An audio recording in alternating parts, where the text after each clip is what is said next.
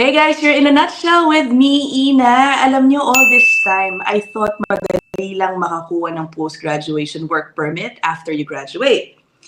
Apparently, hindi pala yun parang automatic. Akala ko nga at one point talaga automatic na mabibigyan ka ng PGWP basta international student ka. So it turns out guys, that is not the case. And according to our guest in this episode, medyo na-observe niya na dumadami ang refusals for PGWP applications. Oh my, bakit kaya? Yan ang aalamin natin. Kasama, yan, immigration lawyer Lou Dangzala na very busy. Ayan. Thank you, Lou, that you are here. I know your schedule is packed, guys. Even if holiday, guys, na pinatape namin to, may mga consultation pa rin si Lou. But thank you, Lou. No, it's my pleasure and it's super important at ang topic na to. As I said, I mean, anecdotal lang naman, di ba? Kasi wala naman tayong access sa live statistics. Pero parang dama na parang dumadami yung mga lumalapit na na-refuse nga daw ng PGWP. So, ako naman to na taga-help ng taga-ayos. Usually, yung iba nagko-consult before pa sila mag-file, which is good. Pero syempre kasi hindi mo naman alam na hindi ka pala magkakaproblema ka pala, diba? So sometimes hindi mo rin maiwasan na after the fact ka magko-consult. So yung mga karamihan nagko-consult sa akin ngayon, na-refuse na. So ano pa ba yung mga pwede gawin? Pwede na natin siya pag-usapan. Yan, perfect. Pag-usapan muna natin ang common reasons bakit nire-refuse. I really thought, Lou, sa totoo lang, na napakadali, parang automatic, almost automatic na mag-grant ang PGWP kapag pag student ka. Apparently not. So what are your observations kung bakit maraming or mukhang maraming nare-refuse ngayon? As your episode, clearly states, madaming ang refusals, and actually the way I describe PGWP is kadalasan, or how I would describe it directly na lang is it can either be the easiest work permit application na isasubmit from inside Canada, or it could be the hardest that you will submit. Or sometimes, hindi mo alam, akala mo madali, tapos saka ka lang nare-refuse, diba? So, yung madali, kasi nga, kompleto ka ng requirements, yung mahirap is kapag may mga non-compliance issues ka. So, nabanggit mo nga kanina, diba? At napag-usapan din natin siya off-camera, na may mga common grounds for refusal for PGWP. Ano ba yung mga common grounds? So una sa lahat, meron kasing requirement itong regulations na sinasabi for PGWP, kailangan actively pursuing studies. Ikaw dapat. Yun yung term nila. And how IRCC has operationalized this is kailangan full-time ka at all semesters na nag-aaral ka in Canada, in person, save for yung pandemic exceptions nga, obviously. Although marami niya natatapos na kaya hindi na siya masyadong issue. So, allowed ka lang na mag-part-time really in very narrow circumstances. Yung first and easiest is yung last semester. Kasi, halimbawa, Ina, nag-aral ka kunwari, diba? Tapos, the final semester mo, 6 credits na lang yung natitira na kailangan kompletuhin mo. Let's say na yung rule ng college may is 9 credits to be considered full-time. So obviously 6 is under. So anong gagawin mo? Well, if it's the last semester, you're fine. Kasi that's allowed. Pero kung itong semester na to, any other semester basically, kailangan full-time ka. And ito pa, hindi universal ang definition ng full-time ng IRCC. Ayan, trivia, diba? Napaka-important. Kasi, meron akong client dati, nasa isang university sa Atlantic. 6 credits lang siya. Guess what? Kasi nga, nasa graduate program siya. So, yung structure ng programa niya is full-time siya kahit na 6 credits. Kasi ganun talaga yung structure ng programa. So, ang nagde-determine kung paano ka full-time is yung DLI nyo mismo. So, from the get-go pa lang, dapat alam mo kung ano yung threshold to become full-time. Isa pang narrow circumstances is if you are subject to what's called reasonable accommodation sa Canada. Ito yung mga situation na kailangan full-time ka, pero pwede ka mag-drop to part-time if you have, let's say, a learning disability. So, yun, charter protected right yan. So, dahil hindi mo naman kayang ma-overwhelm with 12 credits, for example, so nandun ka lang sa 6 credits per semester. So from that perspective, you're still considered as full-time as long as there's an explanation letter, as long as there's an accommodation letter that you can submit included sa PGWP mo. So yun yung mga common reasons for refusal. Are you saying that some students are not aware of this? Na parang baka akala nila middle of their course, they can do part-time or Yes. something like that. Mm. Oo, may Because- lack of info dissemination ba tungkol dyan? Hindi naman. Kasi ang situation kasi so super case specific, di ba, per individual. So, tingnan natin example. Kunwari si Ina ulit nag-aral. Tapos sobrang ang sigasig ng pag-aaral niya. Tapos first semester pa lang nakita ng college, oh, meron ka palang undergrad from the Philippines, Ina. So, i-credit na natin tong mga course na to. So, nagtanggalan, di ba? So, okay, itong semester na tanggaan ko. So, parang ang tanong dito, anong situation dito kung 6 credits ka na lang that semester? Bawal nga, di ba, for PGWP eligibility. So, magiging issue niyan, hindi ka makakakuha ng PGWP. Anong pwede mong gawin? So, kailangan maikausap mo yung program coordinator niyo, academic advisor ninyo at yung International Student Center ng inyong DLI para makakubra kung ano yung kulang. So, halimbawa, sabihin nilang 9 credits ang full-time. So, down ka to 6, di ba? Dahil na-credit ka yung mga math courses mo. So, baka pwedeng i-advance mo na yung mga courses for the next year, for example. Oh, alright. Or worst case scenario, just to be safe, take an elective kahit hindi required, for example, di ba? Although kasi di ba yung mga program na to, yung mga elective limited lang naman yan, di ba? Like parang kailangan maka-complete ka ng 9 credits worth of electives. Pero plano mo sana later pa sana.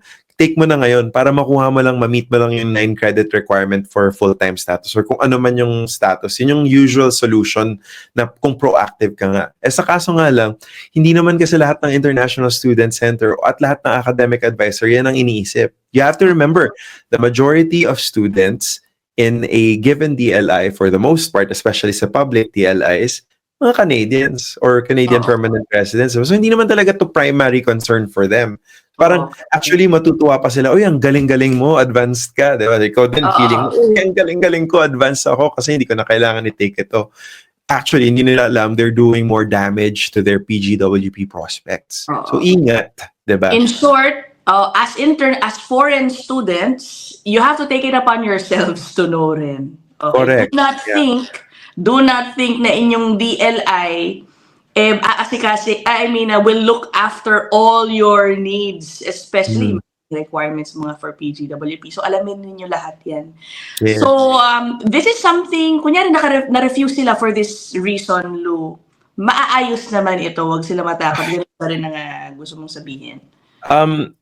Depende kung kailan sila lalapit sa akin. For example, si Nina lumapit sa akin, magsasubmit pa lang ng PGWP kasi student pa lang siya. Sabi ko, Lou, nakita kita sa In a Nutshell. Ay, nako. Diba? Tapos nakita ko pinag-usapan niyo yung PR, ganito. Eligible ka pala sa PGWP. Oo nga, tapos ito yung mga na-take ko. Tapos makikita ko, shucks, mukhang may problema tayo dito. Sasabi. So, anong pwedeng gawin kapag ganyan, hindi pa nasasabit yung PGWP application? Depending on how cooperative your DLI is, there might be ways. For example, halimbawa, may semester na nabakante ka kasi let's say you took some time off for one reason or the other pero wala kang formal leave of absence. Pero yung college mo, willing naman sila retroactively magsulat ng letter na you're on leave of absence. So you can provide that letter of support na, okay, wala ako netong semester na to, but you have to keep in mind, you're only allowed to have up to 150 consecutive days of leave of absence, not more. If you are going for more, IRCC asks, and if you're staying in Canada, for you to convert to visitor record. And as you know, kung naka-VR ka na, hindi ka na pwedeng mag-apply ng study permit from inside Canada. So, kailangan nyo umuwi. So, may mga ganyang considerations kapag kapapasok tayo as student at for your eligibility for PGWP. Isa pang scenario dyan, for example, lumapit ka sa akin, nakita ko na nag-drop ka to part-time for one semester. Yeah. Ano nangyari? So, dati, I will say 2-3 years ago, I would say 3 years ago actually at this point, gosh, time flies, may may lumapit sa akin, ganyan-ganyan yung situation niya. Nag-part-time siya several semesters. Bungi-bungi, kumbaga, yung Okay. kanyang transcripts. Kaya actually, kasama yung transcripts sa application. Kung tutusin, dapat completion letter or diploma okay na. Kaya nila hinihingi yung transcripts kasi ini-inspect nila kung full-time ka. Yun yung Oh, logic. Kaya hinihingi nila yung official transcripts kasi yung official transcripts may grades. Kami, okay. we get away with unofficial transcript basta may grades for all of the semesters. Pero with a commitment to IRCC, no. Once na lumabas yung original official, i-forward namin, which we do. But anyway, going back to the topic. Paano kung paano kung na-apply na, nang hindi nag-consult sa'yo, ngayon may kulang? Paano yun? So yun guys, kung na-refuse na, di ba? Or, worst case na yun kung na-refuse na. Pero yung iba, nakakatanggap pa ng procedural fairness letter. Oh, nice. Okay. Nakakita nila na, ito, part-time ka neto, ganyan, ganon. Kadalasan ganon ang nangyayari. So, in the past, like 3 years ago nga, yung example na nire-raise ko, natanong namin yung IRCC, like, na mapapakiusapan namin. So, magsusulat kami sa officer, paminsan i-raise pa namin sa program director or sa center director sa processing center na ito yung situation with this particular student, like namatayan siya, for example, or he was going through like a mental health crisis, for example. Nagamit na namin yung mental health crisis, and you need to provide evidence kasi sabihin na natin ng diretso, napakadali kasing sabihin, and this is not to diminish yung experiences ng mga tao na who are going through their own mental health issues, right? Pero kasi this is kind of like the disease of the mind is something na ang hirap i-prove, di ba? Kailangan ng, wala kasi siyang physical manifestation for the most part. So, kapag ka-prove mo to, ano ba yung evidence na hinahanap? So, counseling, for example. Kung nag-a-attend kayo ng counseling, usually yung mga students po, mga international students, yung insurance nila, meron pong kasamang mga kasamang sessions with a social worker or a therapist. Please take advantage of these things. You're paying for this. So, or yung college mismo ninyo, paminsan may mga services sila na ganun na accessible. So if you can get some sort of support letter that kind of like shows nga na, yes, this person has come to see me regularly. They are dealing with these types of issues. Kaya sila nag-part-time. 3 years ago, this worked. Pero ngayon, it doesn't. And I'll tell you why. And actually, ni-raise na namin to sa IRCC several times. Number one, may 2 decisions na lumabas from the Federal Court of Canada. Very bad decisions, in my opinion. Kasi these decisions say that officers do not have what's called discretion to kind of like modify the rules or bend the rules a bit for the people who are applying for PGWP. So sabi ng judge, the rules are the rules. Take it or leave it. Ganyan. Parang, okay, wala man ng accommodation for like, mental health issues or disability. Kasi paminsan, lalo na for mental health, sasabihin ko na, kasi, more often than not, people who suffer through mental health issues, they realize this after the fact, unfortunately. I see. Diba, paminsan mga awareness natin about that, if you're like a bowl in water, you're a fish in water, alam mo bang nasa tubig ka? Yes. Usually, malalaman mo lang na wala ka sa tubig kapag ka tinanggal ka sa tubig. Diba? So, yung punto dito is, walang evidence, hindi naman proactive karamihan ng tao pagdating sa mga issues na ganyan. So, paano na? So, yun yung mga issues na ni-raise namin with IRCC. Si IRCC hindi nag-respond. And we raised this as a lawyers group, by the way, several times na through the Canadian Bar Association. And nung vice president ako dati sa Canadian Immigration Lawyers Association, we reached out to the International Student Program then, and we pointed this out. In fact, we were in litigation nga with IRCC, point for a discrimination case because we think that this is against the charter. Stay tuned if that goes anywhere. But the point of the matter is, kahit meron kang mga ganito ngayon, according to the rules that IRCC is applying, they don't even consider. So, anong solution? Paano kung bawal na counseling, ganyan? Solution, hindi na pwedeng ayusin after the fact. Tapos, hindi mo na rin pwedeng gamitin ng mga health considerations. Basta the rules are the rules. So, kapag mag-a-apply ka ng isang work permit na PGWP nga, sinasabi, you need to meet the program requirements. But if you don't, what's the other option that you can? Well, in order to have a work permit, you need to have an LMIA, di ba? So if you have that option, go for that na lang instead of the PGWP. So that's one solution. Wow. Pero syempre, ang hirap niyan, di ba? Lalo na ngayon, mahirap. Oo. So the other option that you have is, and I don't say this lightly, is pwede ka rin mag-consider ng option mo if you can submit what's called a temporary resident permit application, TRP, and then sabayan mo ng work permit application. This is a more complicated legal maneuver kasi each TRP kasi is really considered meticulously by an officer. In fact, TRPs are highly discretionary to the point na every year, every department kasi of the government reports to Parliament. Meron silang tinatable na report. So dun sa report ng IRCC, dun din nakalagay yung number of TRPs issued in a given year. Ganun siya ka-discretionary. Talagang dinidisclose nila sa Parliament. Sino usually, Lou, ang napagbibigyan ng TRP? Well, it depends. Sometimes kasi kung minor lang yung mga mga non-compliance, kasi not being full-time is a form of non-compliance. Kasi nga, according to the regulations, you should be actively studying at all times. So, according to the rules nga, it's a non-compliance, but it's a minor non-compliance, in my opinion. All right.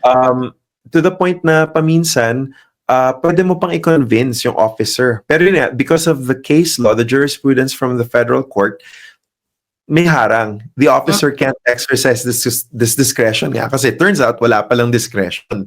So ginagawa namin yan, how do you solve that dahil walang discretion? It's a TRP application. So TRP plus work permit, pero you have to explain and justify why you deserve the TRP number one and why you deserve to get a substitute work permit worth 3 years because of your PGWP. So we've done that in the past. We were successful naman. It's a solution. Albeit yun nga, mas mataas yung fees.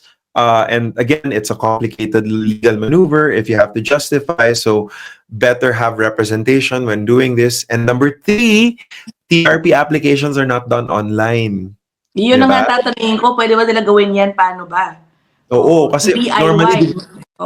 normally 'di ba online na ang applications, 'di ba, pati PGWP. May mga narrow circumstances na PGWP must be done by paper. Halimbawa, extension, kung halimbawa it's a passport validity issue.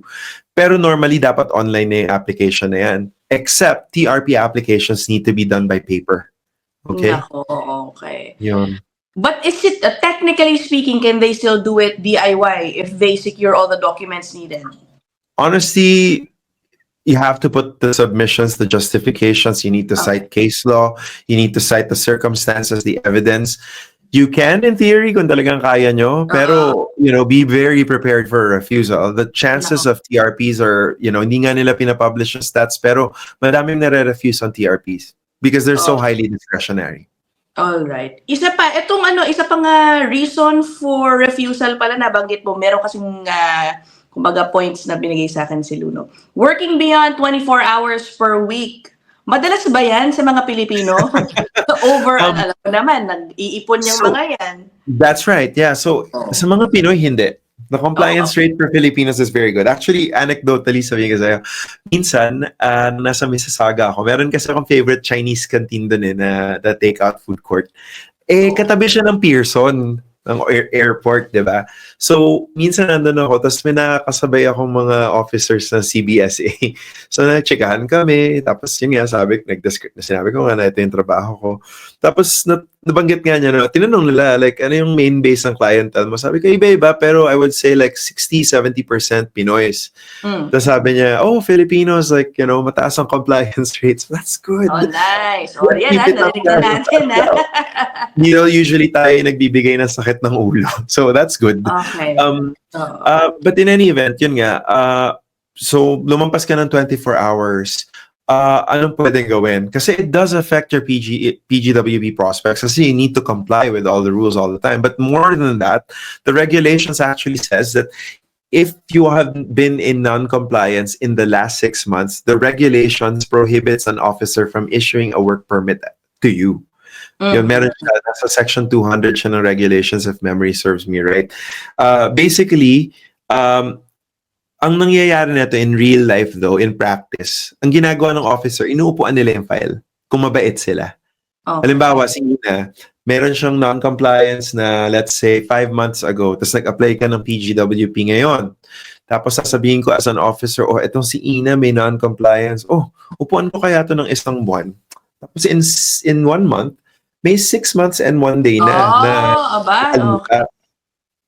nangyari sa amin yan a couple of times na. Although in that situation kasi, in-explain na namin sa officer na ito yung non-compliance, we're asking for clemency, basta lagyan nyo ng explanation letter. But this was like 3 years ago, ha?